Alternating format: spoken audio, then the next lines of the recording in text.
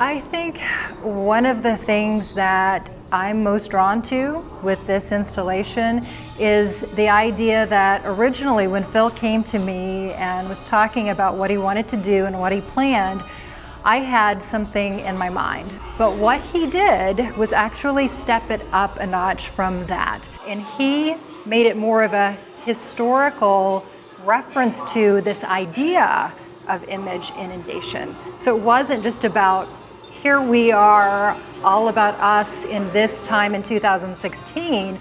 It was really about, look where we've been, and these images have always been with us. Yes, we're dealing with them in a little bit of a different way right now with different technology, but the idea of these images tells so much about us. And for me, it was really important to see the history of how we have changed and how our imagery has changed and what that says about us and what it says about 2016, contemporary culture, our political norms. So I think this show is very provocative in that it is timely, but not in right here, right now only. It is telling a story of what our history, how our history informs where we are right now.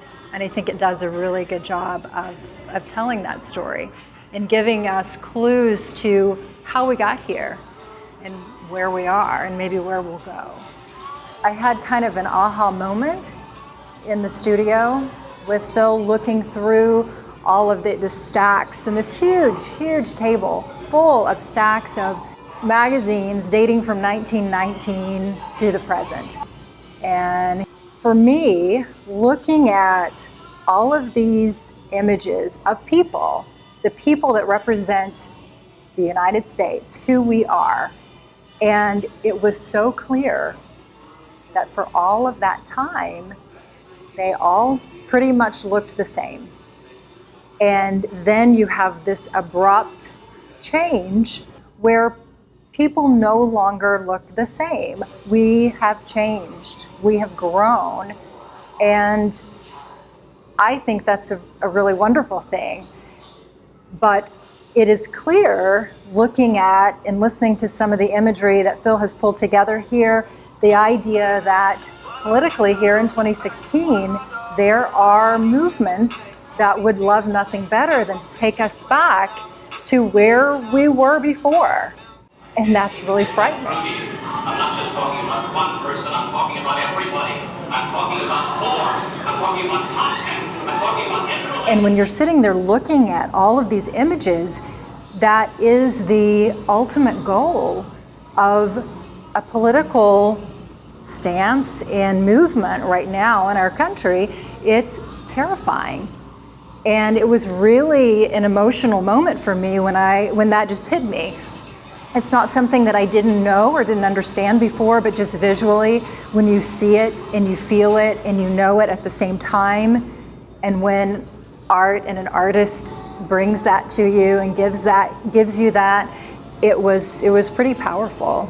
It's pretty subtle if you don't take the time. In this show, you need to take time to see it.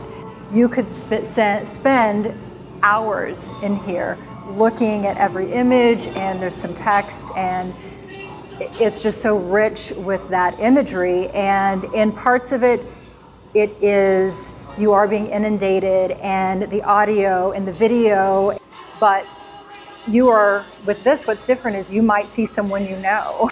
I read something the other day about don't just read the headlines, open the article and read it.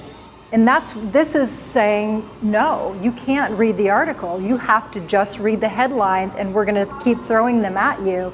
And it's so frustrating to be forced to do that, but that is what we experience every day. And so that frustration, coupled with this kind of quietness on the other side and on the ends, with more solitary, somber images, is a very interesting juxtaposition, and I appreciate that, and I think it gives you energy when you're in this room. And just the thought behind it is energizing as well for somebody coming in here.